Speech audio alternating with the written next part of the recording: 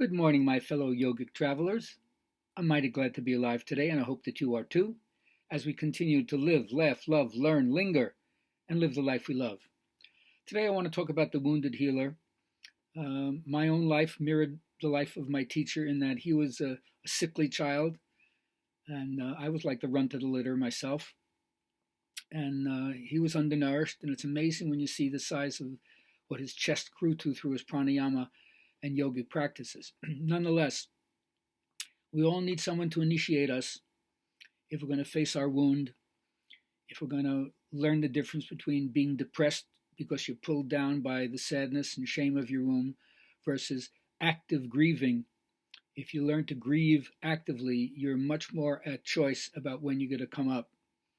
Whereas if you are depressed and it brings you down and you wish it weren't that way, you're much more not at liberty to spring back up into your normal self. So some of the things we can do, of course, first I always say find a teacher.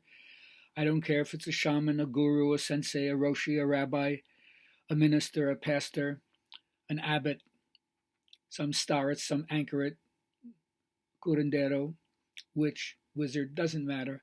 They all represent the psychological entry into navigating in the dark, learning how to encounter the demons of the unconscious. Demons here just means the limitations of consciousness. So if you don't face your shadow tends to own you. You don't own your shadow. So first is the admission that you have a broken heart, a contrite heart. And that's what you bring before God, your broken, open lowliness. Your vulnerability turns out to be an ally for you, not an enemy. So it's important to let go of these things. I often say you can ritualize letting go of various wounds. Sometimes I do this little elemental thing. You write down what it is that you want to let go of. And if you want fire to help you, you burn it. If you want water to help you, you flush it down the toilet. If you want air to help you, you rip it into 1,000 pieces and throw it off the roof. If you want the earth to help you, you bury it under the soil. So those are different ways you can ritualize letting go. Of course, ritual letting go can happen in a 12-step program. Always easy to take your clothes off when no one's in the room, harder when one person is watching you.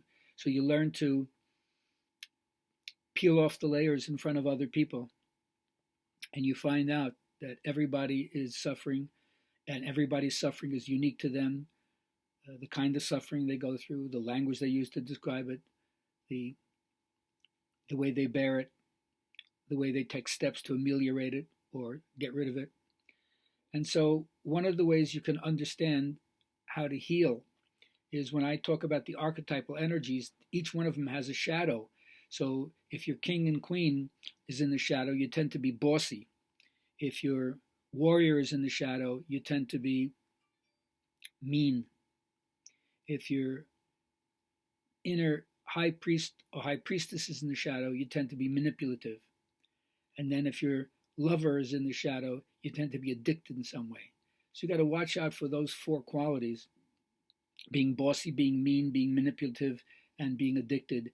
They're all indications that you're not accessing the archetypal potentials. And that way you kind of take the down escalator. But once you start doing that, you find that your whole life becomes one of praise. Like it says, let every living thing praise. And so make a joyful noise. So when I do these teachings, that's all I'm doing. I'm really trying to show you the joy I've gotten amidst all the pain, amidst all the suffering, amidst what I call the nightmare of history. You still have to find your own way.